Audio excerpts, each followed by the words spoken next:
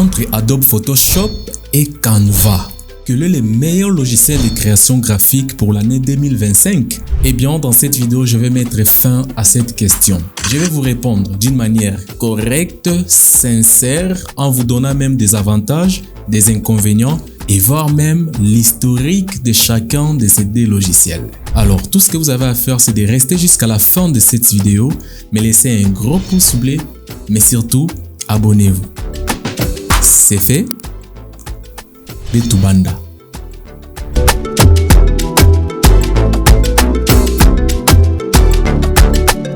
Alors, si c'est à peine que tu viens de tomber sur cette vidéo, je suis Platini Ndaka, graphiste, dessinateur, illustrateur, web and motion designer, coach en design graphique depuis 2017. Je suis l'auteur de plusieurs conceptions graphiques, notamment Vodacom Best of the Best, Vodacom M-Pesa et beaucoup d'autres projets que je ne vais pas citer ici dans cette vidéo. Sans plus tarder, passons à l'action.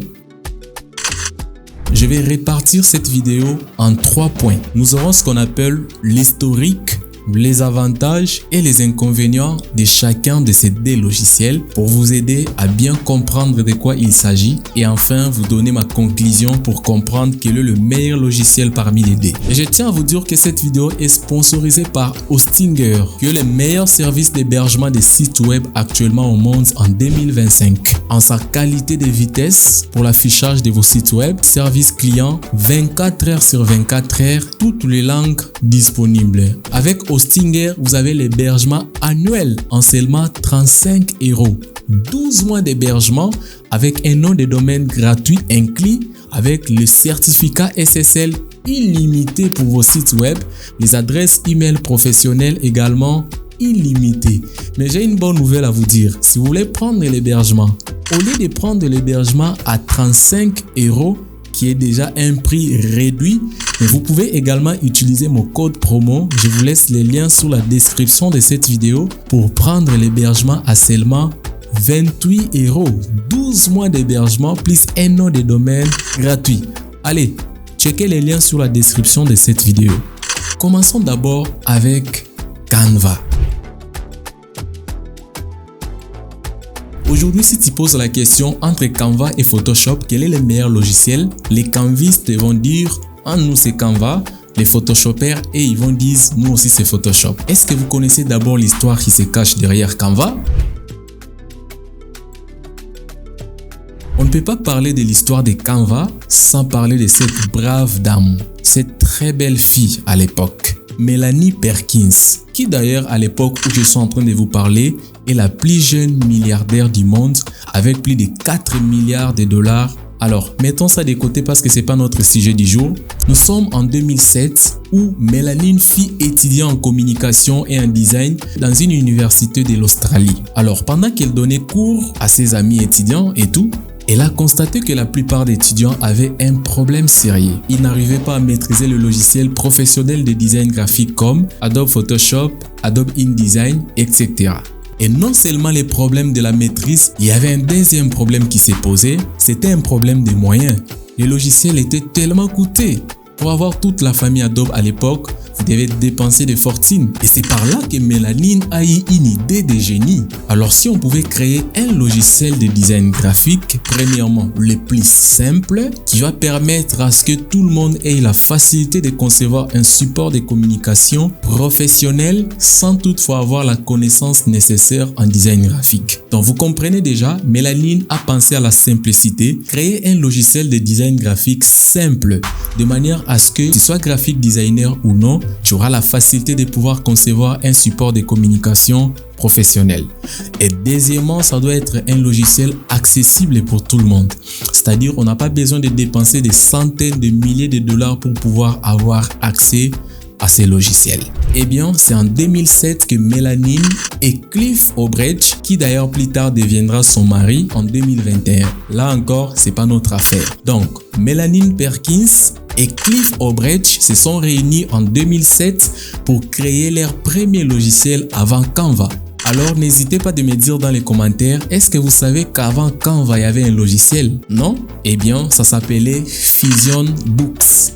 c'était tout simplement une plateforme en ligne qui permettait aux étudiants de pouvoir créer leurs albums de fin d'année. Alors, c'est ainsi que Fusion Book a fait du succès franchement en Australie, mais là encore, il y avait un petit souci. Melanie Perkins, une femme visionnaire, elle s'est dit « Mais attends, la vision dont je veux que mon logiciel soit, un logiciel de design graphique complet qui va conquérir le monde, n'est pas Fusion Book. » Alors, ils ont eu maintenant l'idée de pouvoir développer un logiciel international, un logiciel qui va conquérir le monde, qui va être partout dans le monde comme on en a maintenant là. C'est ainsi, ils ont commencé premièrement à chercher les moyens parce que déjà c'était un problème financier. Ils ont commencé à chercher des fournisseurs, ils ont commencé à chercher des éditeurs, ils ont commencé à chercher même des gens qui doivent financer les logiciels. C'est par là que le nom est né Canva.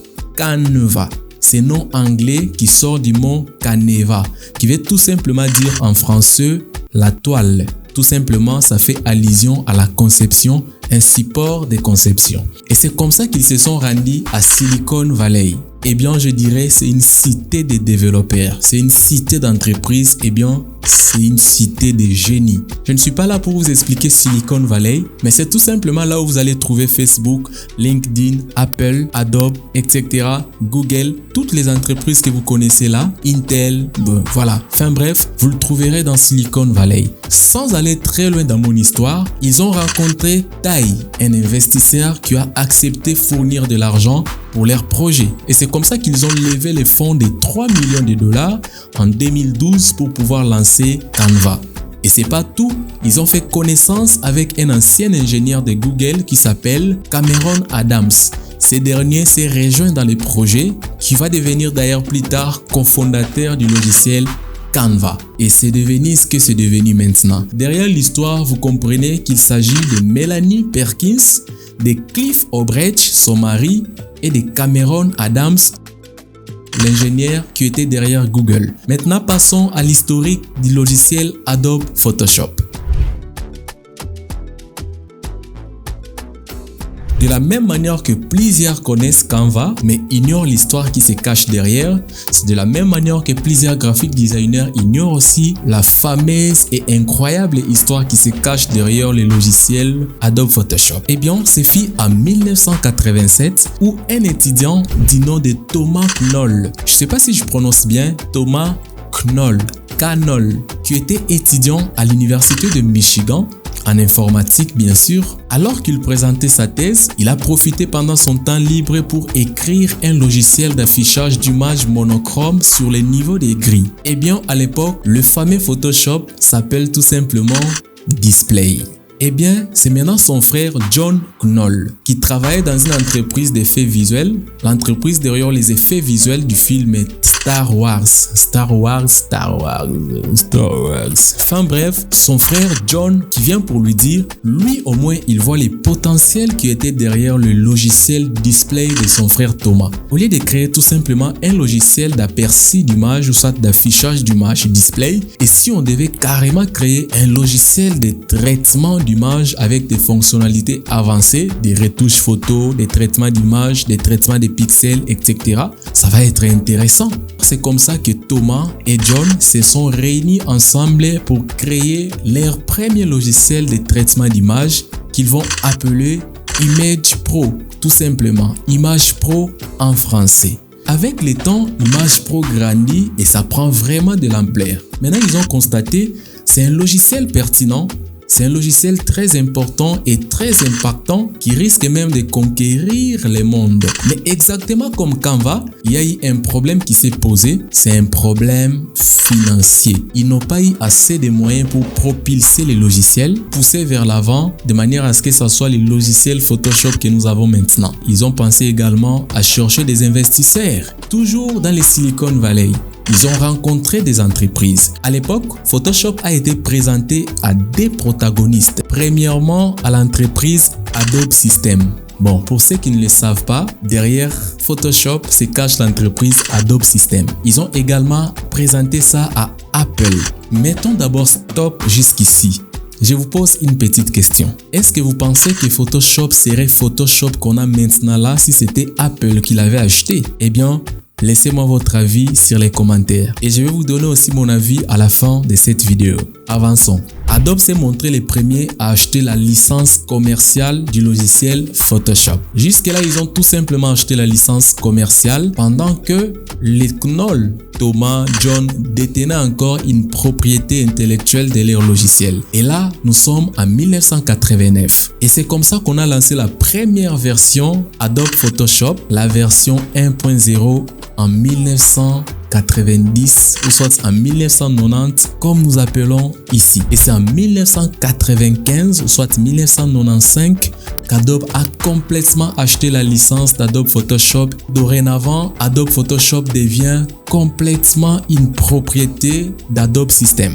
Eh bien, jusqu'à présent, vous comprenez l'histoire passionnante qui se cache derrière les deux logiciels de design graphique les plus utilisés au monde actuellement. Revenons à notre question qui est de savoir quel est le meilleur logiciel de création graphique entre les deux, Adobe Photoshop et Canva.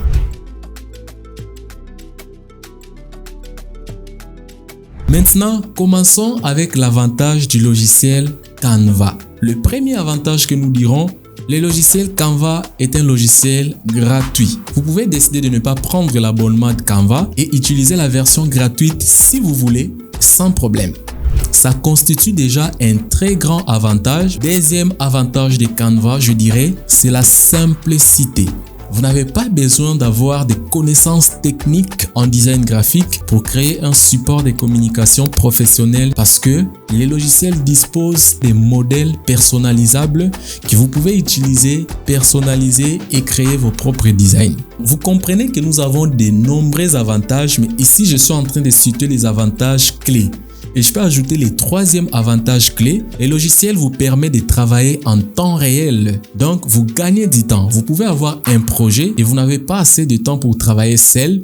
Vous pouvez partager avec votre équipe, par exemple, et travailler tout le monde sur un même projet. Plusieurs personnes d'une manière instantanée sur un même projet. Et c'est ce qui constitue déjà un énorme avantage en termes de rapidité. Canva dispose plus de 5 millions de modèles personnalisables. Vous n'avez pas besoin d'avoir des compétences nécessaires en design graphique pour pouvoir utiliser. Vous n'avez qu'à venir sur Canva et choisir un modèle qui vous plaît et le personnaliser. Même un amateur peut l'utiliser. Une petite entreprise qui n'a pas assez de moyens pour payer une agence de communication ou tout simplement pour payer un graphic designer professionnel peut adopter Canva pour l'utiliser. Un autre avantage très important avec Canva, c'est que ça dispose d'une plateforme qu'on appelle All-in-One. Vous pouvez utiliser des modèles pour la conception graphique, le design. Vous pouvez également utiliser des modèles pour des vidéos. Vous pouvez utiliser des modèles pour des présentations. Donc, c'est toute une gamme de communication visuelle, je pourrais bien dire, en dehors d'être un simple outil de design graphique. Un autre avantage, c'est que Canva dispose son propre cloud, un serveur, du stockage en ligne. Ce qui veut dire que vous pouvez concevoir votre support de communication et subitement peut-être votre machine s'éteint par faute de courant, faute je ne sais pas de quoi que ce soit, vous n'allez pas perdre votre projet parce que l'enregistrement de votre projet s'effectue simultanément. Plus vous travaillez, plus votre projet s'enregistre. Vous pouvez travailler sur cet ordinateur ici pour le moment et vous allez peut-être à la maison sur votre ordinateur de la maison, vous continuez un projet sur quoi vous aviez travaillé au bureau. De la même manière que Canva, je ne vais pas vous donner toute une liste des avantages ici, mais je vais tout simplement prendre quelques avantages clés avec les logiciels Adobe Photoshop, maximum 3. Le premier avantage, Adobe Photoshop, c'est un logiciel qui fonctionne sans la connexion Internet, c'est-à-dire vous pouvez l'installer directement sur votre ordinateur et commencer à concevoir vos supports de communication sans nécessité de connexion Internet. Le deuxième avantage, c'est que Photoshop est l'un des meilleurs logiciels de création graphique au monde. Le fait pour vous tout simplement de maîtriser Adobe Photoshop vous donne déjà les standards de la création graphique mondiale. Vous êtes déjà reconnu comme étant un graphic designer standard au monde. Il y a encore un énorme avantage que je ne peux pas passer sans mentionner, c'est que Adobe fait partie d'une famille, d'une suite Creative Cloud. Le fait pour vous de concevoir un support de communication sur Adobe Photoshop vous permet également de l'animer peut-être avec Adobe After Effects. Ça vous permet également d'utiliser le même support de communication dans d'autres logiciels d'Adobe qui est une prise en charge multiple. Lorsque vous maîtrisez Adobe Photoshop, vous avez également la facilité de maîtriser les autres outils de la suite Adobe avec son système de calque. En tout cas, laisse-moi vous dire que vous aurez également la maîtrise des autres outils d'Adobe. Adobe Photoshop dispose de fonctionnalités avancées, des outils incroyables et tout ce que vous avez besoin pour créer peu importe quel type de support de communication. Donc, vous n'êtes pas limité quelque part, vous pouvez faire tout ce que vous voulez avec Adobe Photoshop. Eh bien, sans pour autant rester là en train de citer les avantages de chacun de nos deux logiciels, passons directement à notre troisième point qui est les inconvénients.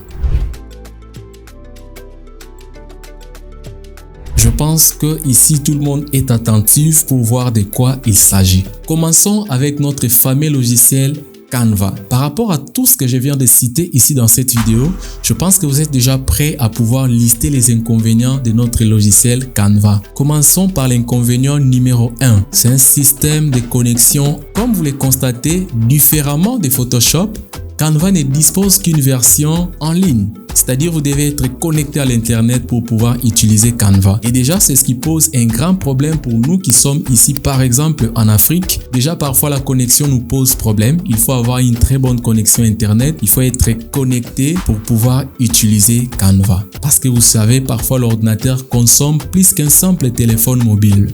Un autre désavantage avec Canva, je dirais, c'est la manque d'originalité. Eh bien que Canva dispose plus de 5 millions de modèles à personnaliser, laisse-moi vous dire qu'il dispose également plus de 5 millions d'utilisateurs. Rien n'est garanti que les modèles que vous êtes en train de personnaliser là, il n'y a que vous qui l'utilisez. Non, c'est archi faux. C'est-à-dire vous pouvez être 1 million de personnes à utiliser les mêmes modèles. C'est déjà une manque totale d'originalité. Hormis la manque d'originalité, un autre désavantage avec Canva, c'est que vous avez un système limité. À part la personnalisation, le fait de personnaliser les modèles professionnels qu'un simple amateur peut utiliser, même s'il ne maîtrise pas les designs graphiques, Canva est très limité. C'est-à-dire, par exemple, nous n'avons pas de système de 3D, nous n'avons pas un système de fusion de calques, genre de mode incrustation, superposition, mode produit, lumière gris, densité lumière linéaire, etc. Ceux qui maîtrisent le logiciel Photoshop le savent. Donc, sur Canva, nous sommes limités avec le mode normal. Sûrement, vous pouvez créer quelque chose vous-même avec Canva, mais vous serez limité. Vous ne pouvez pas, par exemple, traiter vos photos avec quoi vous montez. Vous ne pouvez pas détourer vos photos d'une manière professionnelle. Vous ne pouvez pas faire des simulations ou soit des maquettes ou soit qu'on appelle mock-up en anglais personnalisées pour votre travail pour un graphic designer. Vous comprenez que c'est un logiciel moins avancé, c'est limité. Maintenant, sans pour autant rester là en train de citer les inconvénients de Canva, passons maintenant aux inconvénients d'Adobe Photoshop. Déjà de 1, comme vous comprenez, c'est exactement l'inconvénient que Mélanie Perkins a vu avant de pouvoir créer Canva. C'est la prise en main difficile. Vous avez besoin d'avoir des compétences techniques pour maîtriser Adobe Photoshop. Vous avez besoin de formations, vous avez besoin même de cours en ligne. Vous avez vraiment besoin d'une maîtrise technique, d'une maîtrise exceptionnelle de design graphique pour pouvoir utiliser les logiciels Adobe Photoshop.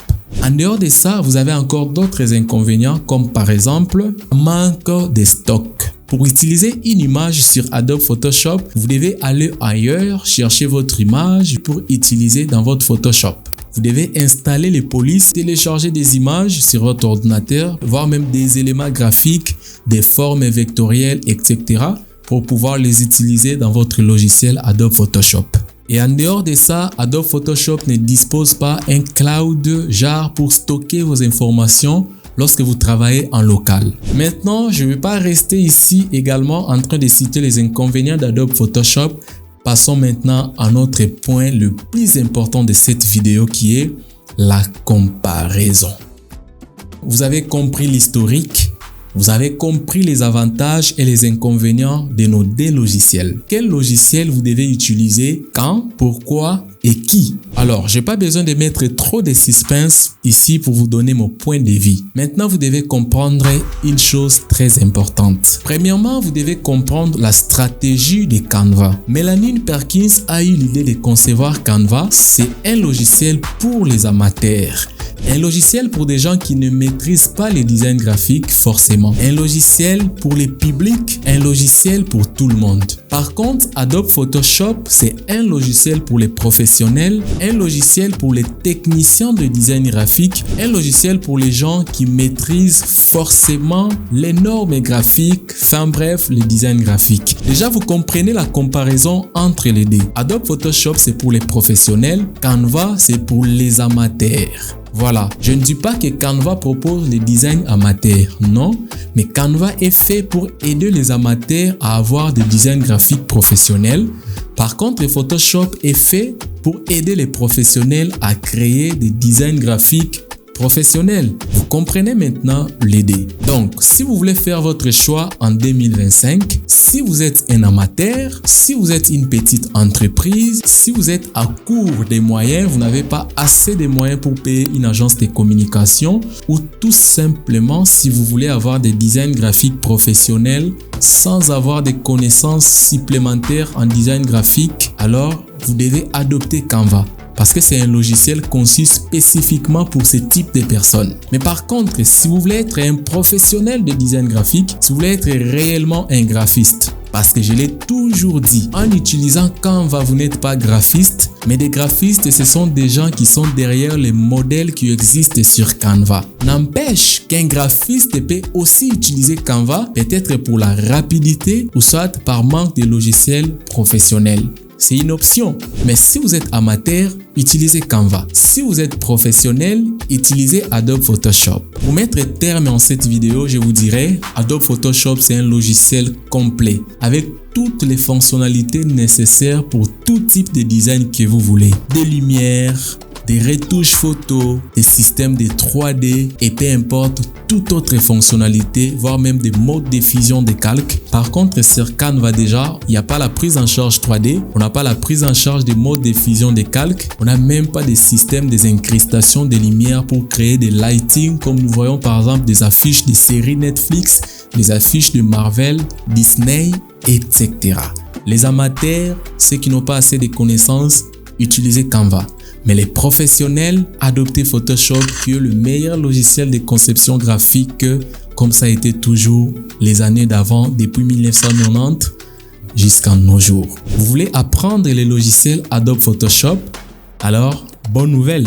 Je vous ai sorti une formation 100% débutant sur les logiciels Adobe Photoshop de A à Z qui se trouve sur mon site web. Nous utilisons ce qu'on appelle les Content Drive, c'est-à-dire j'ajoute la leçon en fonction de l'évolution des étudiants. Lorsque vous souscrivez en cette formation, vous trouvez une leçon. On vous laisse une semaine après la deuxième leçon, une autre semaine, autre leçon. Une leçon par semaine pour vous permettre à apprendre d'une manière progressif. D'ailleurs, pour ceux qui me connaissent déjà, vous connaissez la facilité qui se cache derrière mes formations. Une formation facile pour tout le monde. Alors, je vous laisse les liens sous la description de cette vidéo. Vous pouvez prendre la formation dès maintenant et apprendre les meilleurs logiciels de conception graphique. Comme je vous avais promis, je vais vous donner mon avis sur la question: est-ce que si c'est Apple qui avait acheté Adobe Photoshop, ça aurait avoir de l'impact que ça maintenant? Moi, j'ai dit personnellement non. Parce qu'il y a une entreprise Macromedia qui a vendu son logiciel à Apple, un logiciel de montage vidéo qui s'appelle déjà. Donc jusqu'à présent, vous comprenez que le logiciel est bien là présent, mais ça reste encore méconnu. Voilà. Mais par contre, Photoshop est là qui contourne le monde entier. Donc, il fallait mieux que c'est Adobe qui devrait l'acheter pour que ça soit ce que ça est maintenant là. Laissez-moi un j'aime si ça vous a plu. N'hésitez pas de partager la vidéo, de commenter et surtout de me dire en commentaire de quoi vous voulez que je parle prochainement. Je profite vous souhaiter mes vœux le meilleur. Meilleurs vœux à tous et surtout bonne année 2025. N'oubliez pas de prier, n'oubliez pas de remercier Dieu parce qu'il vous a protégé, il vous a donné la force. Il a voulu encore que nous soyons ensemble avec vous durant l'année 2025. Merci d'avoir arrivé à la fin. Ciao!